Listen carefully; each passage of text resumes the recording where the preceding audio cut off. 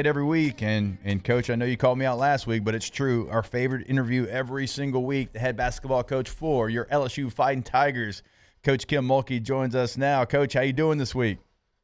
I'm doing great. I'm out walking, so if I get disconnected, blame it on the phone system. Absolutely, Coach, and so excited to have you back on the show. A couple of big victories there since the last time we talked to you, but you know, Coach, and I know you don't worry about stuff like this, but you were, playing against Duke in Cameron. It was a great game. Watched the entire thing, but a lot of people wanted to point out when Duke was up 14-1. I saw a lot of score graphics across the country, and you know what, Coach? I didn't see an updated score line after the game was finished. Well, listen, it's fun. I mean, we're being talked about. That's the fun part. When we got down 14-1, 17-3, one of those moments I called a timeout, and we had a little come to Jesus in the huddle. And what's really interesting, if you've never gone to Cameron Indoor, fans are on top of you. So I'm not just in a huddle right there with my team and coaches. Literally, all those LSU fans can hear everything you say. They're on top of each other. Right. I think it's a great environment. You know, you've seen it through the years with Coach K's teams.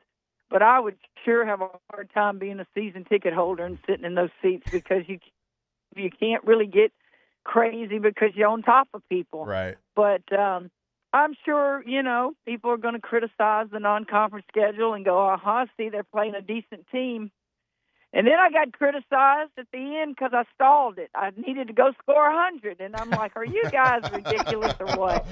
Oh, there's no way. Coach, that was the other thing. It's like the other headline after the game, it wasn't the fact that you end up winning by double digits. You go into Cameron, you win the game, and again, you kind of pulled away certainly there at the end. It wasn't a close game at the end, and you scored over 90 points, but the headline was, LSU, fails to score 100 points. Like, to me, like, well, they didn't watch the game then, Hester, because certainly we could have. I went to what we call red, use up the shot clock with about, I say it was 2:30, 2:58, I don't know. Working on things for when we get to the SEC, and it's a tight game, and we need to milk the clock a little bit. I'm not thinking to score 100 now. Everybody else does, and I'm sure the players even did, but they, that's typical social media. That's typical people who don't watch the game from start to finish. Look, we've got a very good basketball team. We're not a great team. We're exciting. We play with a lot of flair, but if you're going to win championships, we got to get better defensively. We gamble too much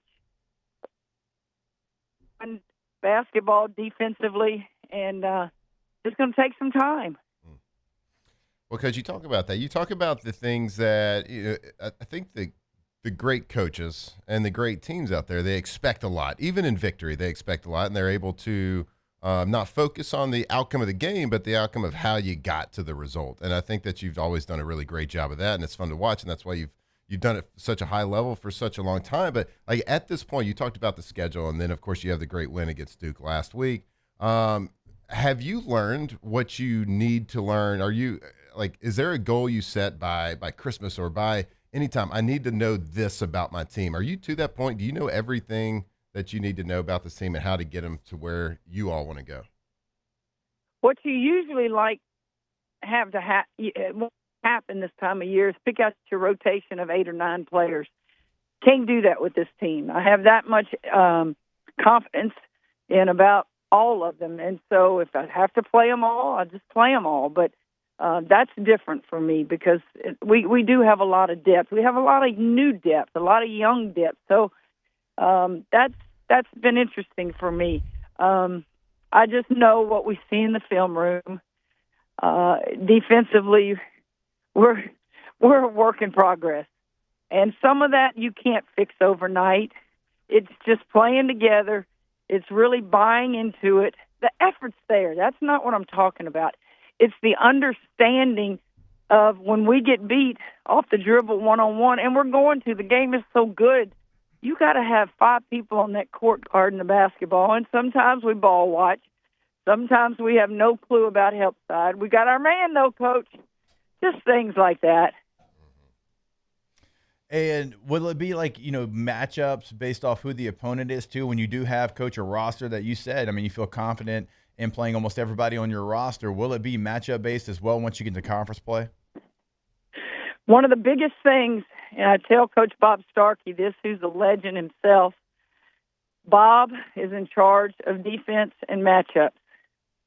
And in our conversations, many times before we give a scout report, make sure you have the right matchups. Make sure Flau'jae's guarding who she needs to guard. Make sure Michaela. And I think coaches just go, okay, by position. You're guarding a point guard because you're a point guard. You're guarding. No, we don't do it like that. So we really study what our kids are capable of doing defensively and who needs to be guarding people on the opposing team.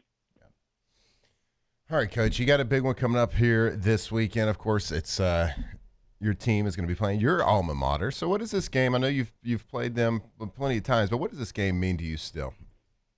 Well, the first thing it means to me is that we're playing another Louisiana team, which I made a commitment to when I took this job.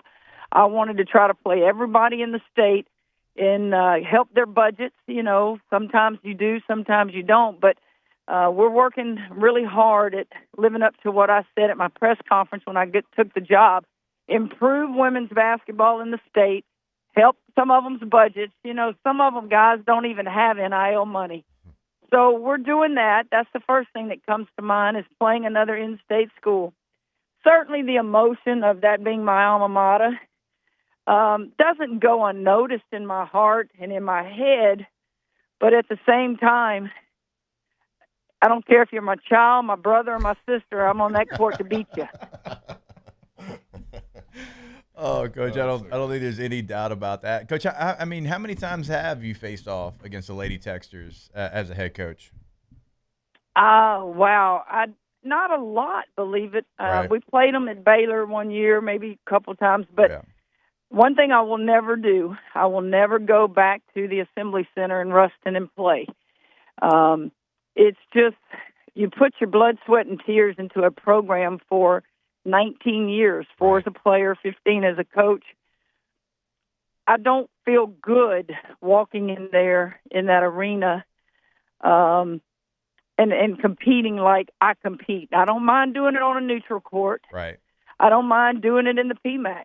But there's something about walking into that arena that just floods of memories come back from my days of playing. Dr. F.J. Taylor, who started the program, my coaches. I don't see any need for me to go back there and think of those things. I get it. Most people want to go back. Coaches, oh, yeah, be welcome back, standing ovation, get a dozen rows. That doesn't do anything for me. I don't care about all that. Oh, man. Coach, I'd be really remiss. And we've really enjoyed watching your team. We can't wait to see what they continue to do this season. But I'd be remiss to ask you, in the world of college football right now, you got teams, high-profile teams that are deciding not to play in bowl games, and they're kind of saying it's a meaningless game and exhibition, blah blah blah. What are your thoughts on the changing landscape of the bowl games in college football? I don't know if you follow it too much, but if you got a team that is declining an invitation to play just because they think it's a meaningless type game. Well, I think we all agree, and yes, I keep up with it. I keep up with 3 sports mainly in detail: football, basketball, and baseball. It's the system in all areas is broken. Let's start with the hiring of coaches in the middle of a season. Fix it. Get the calendar fixed. Let's go to NIL and the agents and money and all that stuff. You can't put worms back in a can, so I don't know that you can fix any of that. But let's go to the playoff system. How do you, as an administrator, president, athletic director, allow your team not to play if it's something that brings in money? Now, I've been reading a couple of these schools, particularly in the Big 12, have new coaches. I think it was K-State and was it Iowa State, and they chose not to go. Right. And they got fined $500,000. Yep. Well, get an interim coach. That's what LSU's doing. Right. Frank is coaching, in the bowl game, even though we've hired a coach. I don't know the answer. Maybe you guys have a better answer, but it's messed up the whole landscape of bowls. Because then you go and you start inviting people with losing records, and some of those are turning down bowl invitations. I don't know, but I know those of us who love college football, how about sitting at a table and let's figure it out? Money and finding people doesn't seem to bother anybody. It's kind of like the rule they put in when you crowd runs on the field, right? Oh, let's up that ante. That didn't stop anybody. No.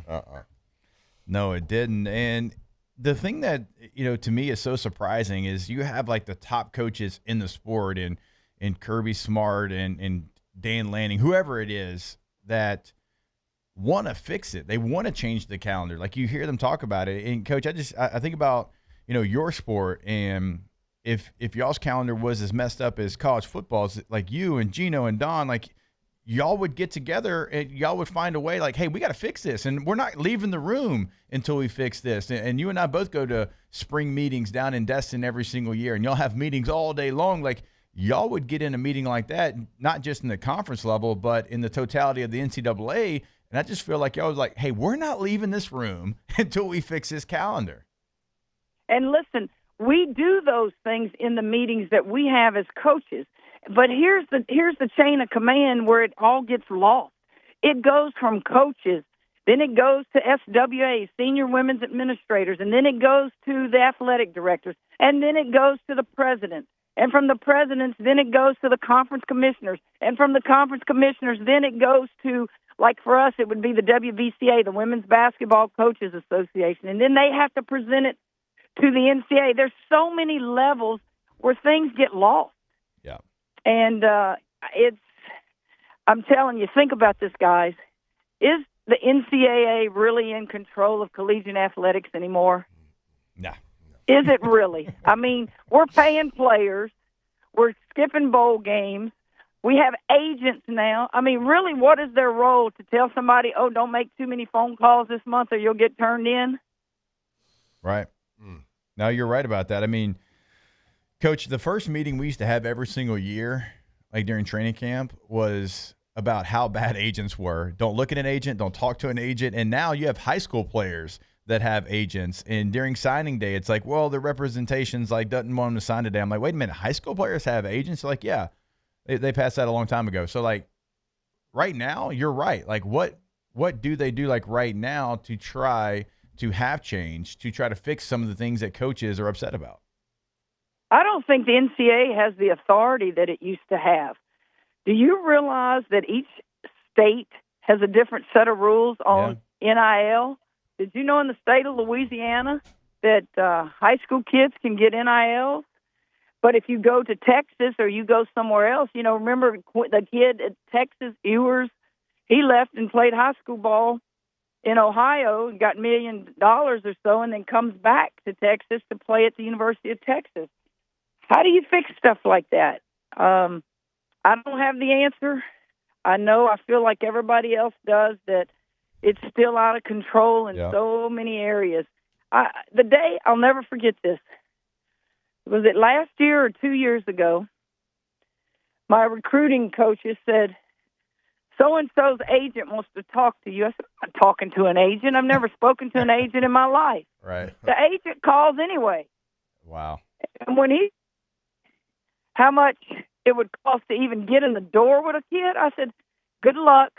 I said, if she can get that, man, she needs to take it and run. Right. Really? I'm like, I don't want to ever have those conversations. I don't care about all that.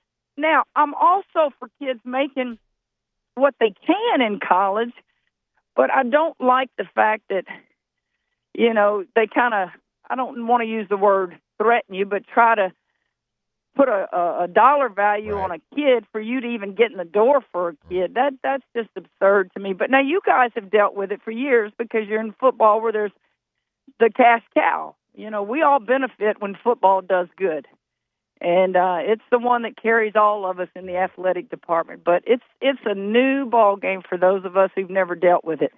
Yeah, no question about it. Hey, Coach, you're the best. We truly appreciate the time every single week. Enjoy the rest of your walk, and good luck coming up here against Louisiana Tech. Thanks, guys. Merry Christmas to you. Yeah, you as well.